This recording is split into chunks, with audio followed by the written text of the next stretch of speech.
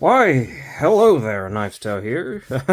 And if you're wondering, yes, I'm still very much so sick. Fun, fun, fun, fun, fun, fun, fun, fun, fun.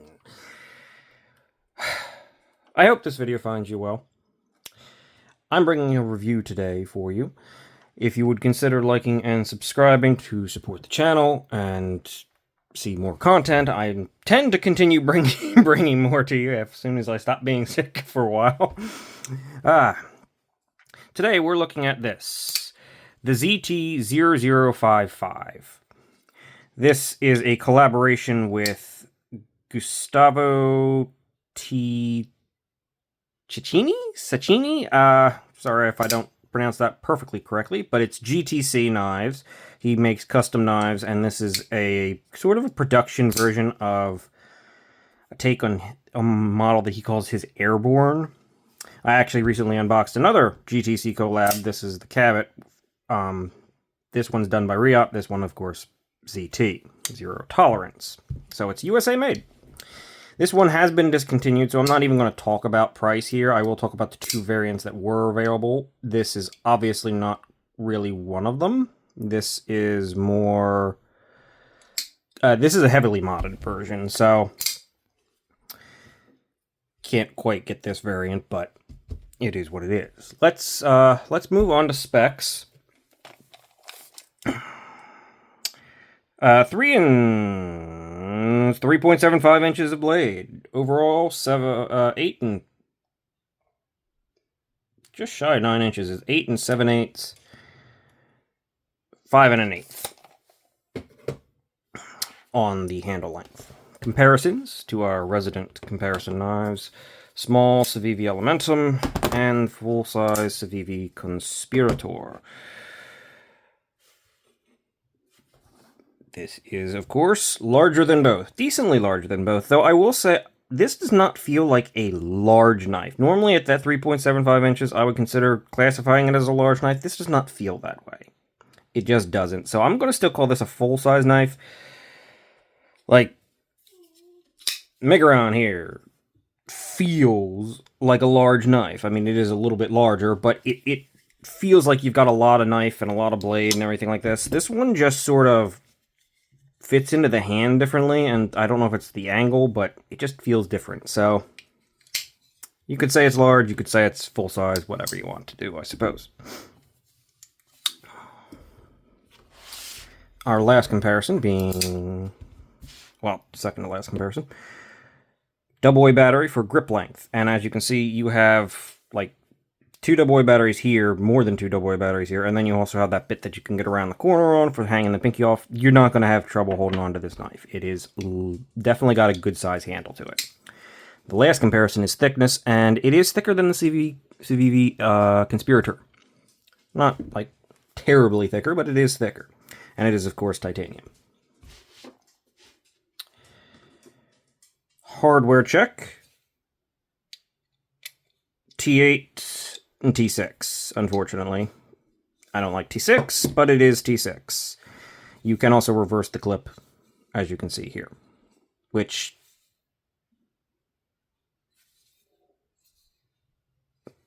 I mean, I guess it would look odd, maybe?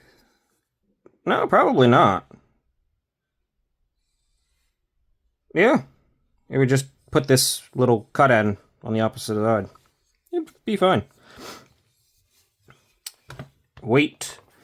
This is a full titanium frame lock, so I'm expecting about 5 ounces. 4.9 ounces. Yeah, there is some milling and weight reduction in here, but I mean, it is a pretty solid size with a pretty solid blade stock thickness knife in titanium, so you're only going to get so light. Let's just check how thick we're talking here. Okay. I think I might actually have to have it open for that, so let's start off with the handle thickness. 550 thousandths, so over about half an inch and a half. Decently thick, definitely thicker than the Conspirator. 152 thousandths on the blade stock. Yeah, 152 thousandths on the blade stock. Reasonably thick blade stock, even though it doesn't look in certain areas because of the swedge and everything, is reasonably thick. It's also not going to be this thin behind the edge. This one has been sharpened, so it's a little bit thicker than the normal, but it is 21-ish thousandths, so probably 19 to 20 thousandths in the back here. And up here, it should actually be a tiny bit thinner. I noticed with the Cabot and this one that GTC's designs tend to be thicker in the back and thinner up front, even though normally when you get like a compound ground or something like that, yeah, this is 18 thousandths. Even though when you normally get compound grounds, it's thinner back here and thicker up here, which I actually think I do have to say that I believe that that is a more practical variant. Do I have one readily available? Probably not now that I'm looking for one, right? That's usually how that goes. Yeah, of course not. But I do have a few knives that are compound ground like that. I like having the thinner back here, so when you're push cutting, you can get material going through the easier, thinner area a little bit easier. I mean, typically I prefer just the entire blade being a little bit on the thinner side. That's usually a good thing, but... And then the thickness up here gives you strength at the tip. I mean, this one obviously has strength at the tip, but being slightly thinner up here also just tends to be less detrimental, or thicker up here tends to be less detrimental than back here, because you don't really slice like this, right? But that seems to be a hallmark of the GTCs, or at least of some of his models. And honestly, this is kind of not really the most practical knife. This thing is not going for that. It's going for design. It's going for all the stuff. So, oh well. just like this one. I mean, thinner up here, much thicker back here. I don't think that's the point of the knife, right? Super efficiency is not where we're going with these. So I believe that will be done with our specs. So and I'm doing this because I'm still trying to get in the habit of putting in timestamps for when certain things are done. Simple ones, nothing too fancy yet, but we're working on it. Now, actual review. This one is in 20 CV blade steel. They typically came in S35VN with just plain titanium and a plain either satin or stonewash blade. This one was actually one of the later ones released. This was a smaller batch special one that actually was fully blacked out with some white on it, and that's what got modded here, and that one came in 20 CV. So if you're going to find them, it's usually in one of those two variants. It has a compound ground modified sheep's foot blade, pretty much, on it. At a decent length, decent amount of toughness to the tip. This particular one has been hit over with like an antiqued ashen. The whole thing was going for like a sort of like an antique feel, where it's aged. So this one's been hit with an acid wash on top of it, after having been stripped of the black in the first place. As you can see, it's got a little bit of... I don't think that's rust. It's just sort of like aging patina on intentional stuff going on here. Plunge grind. They don't really have a sharpening choil. They have a plunge grind, and it comes down and hits the edge. Now, that's not... And as you can see, with this one, they actually had a bit of a tough time because of the plunge grind. The edge actually is taller right here than it is on the rest of the edge. You get that little slight bit of recurve sometimes when they do that. You can cut in a sharpening choil if that is what you so desire. The stop pin is up in here, so it's not going to be a problem whatsoever.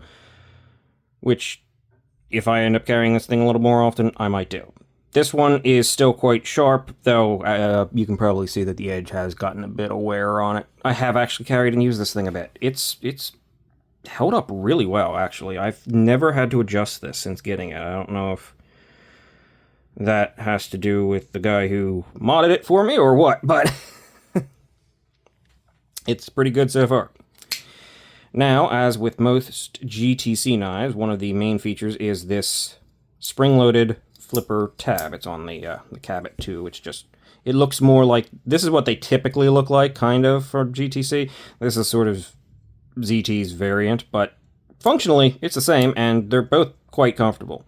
They did a perfectly good job on it. I know some people didn't like the look of this one, but I don't know. It doesn't bother me that much. It's still cool. It's still fun. It still offers up. It's a great method for doing the flipper tab. Yes, it's extra intensive and requires more things. I mean, you got spring load in here and everything. But it allows you to, and even though it technically takes the flipper tab to a point where it's lower than the pivot, because it sticks up so high, it gives you a ton of leverage. And it just works. Just works, people. It makes it feel very consistent. I mean, even this one, you sort of build up enough tension by pulling the spring back that you're automatically gonna throw it easily, and it just feels good. It's a nice design. And this particular one is kind of interesting in that the lock bar has to get around it. So as you can see, it's been milled out to get around it, and then it folds behind that little bit of the flipper tab to actually interact with the tang, which is kind of fun and cool. I don't know how this one does it. It's up inside. Same deal. That one's a liner lock, so, or, yeah, technically a liner lock. But that's one of the things that GTC, I think, came up with and uses it. GTC SLT, the spring-loaded tab flipper, I think it is. Yeah. It works. It folds neatly in the open position. It's just a nice touch. I mean, this is definitely a more art knife, right? This is a production version of a knife that is definitely an art knife, an expensive art knife. The customs are not cheap. But, yeah. Moving on to lock bar access is actually pretty great. I mean, they cut out a nice little tab here, left you some room, gave it a nice little chamfer. Super easy to access. Drops to the corner of your nail there. And from there, it's on bearings. And this particular one is super smooth. You can sort of feel it moving. Like, I can feel it moving along the bearings, though it might be partially, like, I don't know what part of it is. I don't know. It feels like it's got, like, stages along the way. Like, there's one big bump here, and then there's, like, one big bump right here. But it passes right over them, so it's odd. It's not really affecting me, and the action's good enough and comfortable enough that I have no issues there. So, whatever. Got a floating titanium backspacer back here. I believe that's titanium. I'm pretty sure it's titanium. It is a little dirty, though. Pocket clip is certainly not deep carry. I mean, it's almost shallow carry, but you got a ton of room. Like, it's a simple pocket clip, titanium folded pocket clip, continuous rise, good flex, pretty easy in and out of the pocket, and you've got a ton of room to grip onto the end of this thing and pull it. No complaints. I already mentioned that it's reversible, and there's a giant lanyard hole there, which honestly isn't hurting anything here. I think I'd prefer it not to be there, but that's typically the case with the lanyard hole. One thing I do want to mention is this pivot. This seems to be a GTC, like, hallmark. That might be his custom pivot. I'm not 100% sure. It's very similar to this one. Fortunately, unlike this one, which actually uses the custom pivot on both sides and did not come with a tool for it, this one uses a Torx bit on one side, which is much, much more preferred. The handle here has been, as I said, like, antiqued. You got some, like, little bits of stippling in certain areas and stuff. You got this sort of washed out bronze with this sort of slate grayish thing. There's also been extra milling added to the flat. The regular ones do not come with this milling. They do have this milling here and here, but this is extra, like, sort of golf pattern, or golf putter is there, or whatever it is. It's just consecutive milling pattern.